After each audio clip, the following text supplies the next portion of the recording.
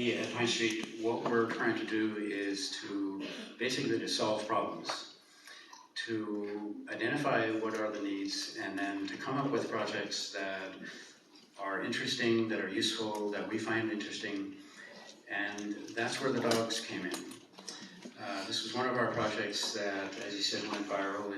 The journal that published that paper, it was their most highly read article over the whole history. So you use dogs to detect cancer, and this was done in the 2003? That's when we started, yes. Okay. And how long was the whole project? The project lasted about 6 years altogether, and started with a project focusing on breast cancer and lung cancer.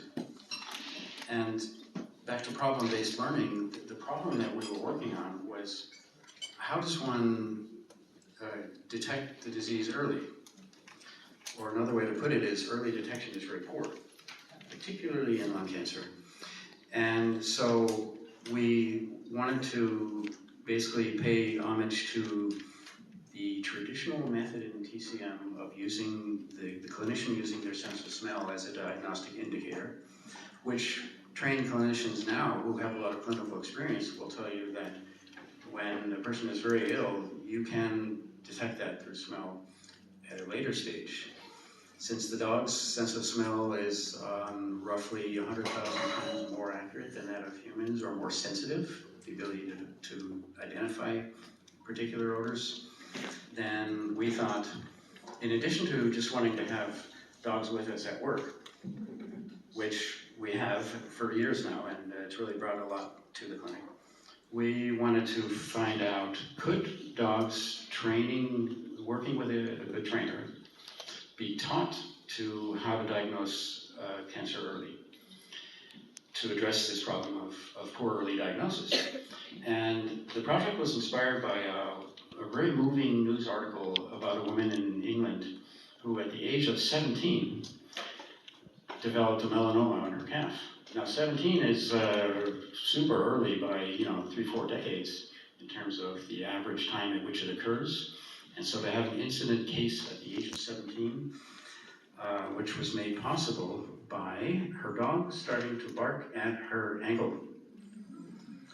And dogs, they will often bark when it's mealtime, bark if someone strange comes into the room, but to have your dog, your own friendly dog, bark at your own leg, that was noteworthy. She took note of it. She went to her doctor. He took note of it.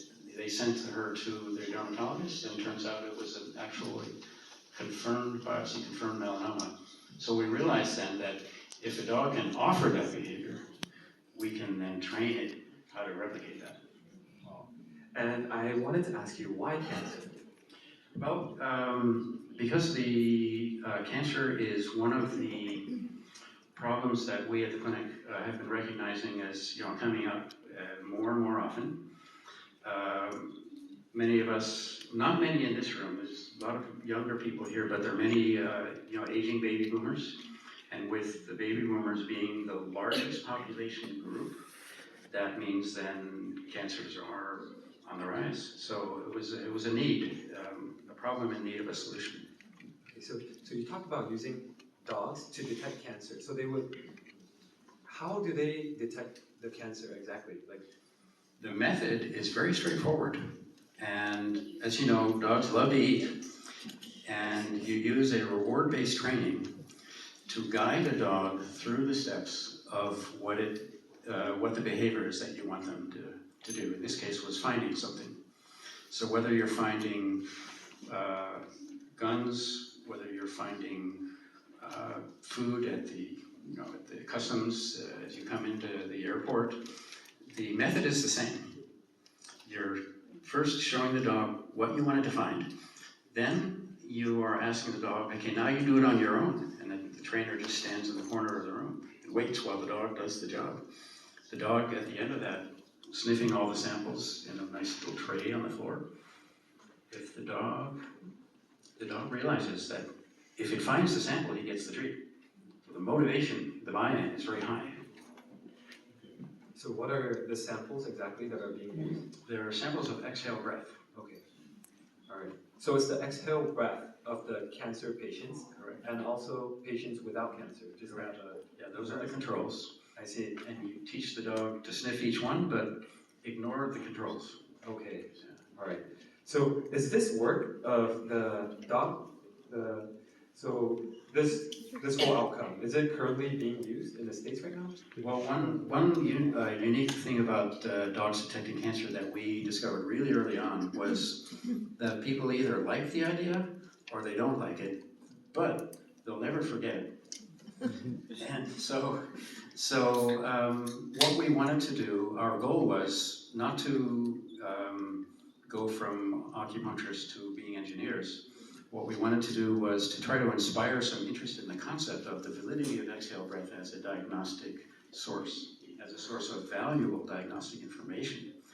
And for example, the electronic nose.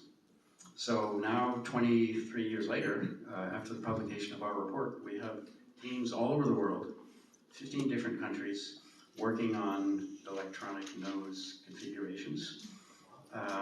The best purely electronic nose is the one using gold nanoparticles sensors.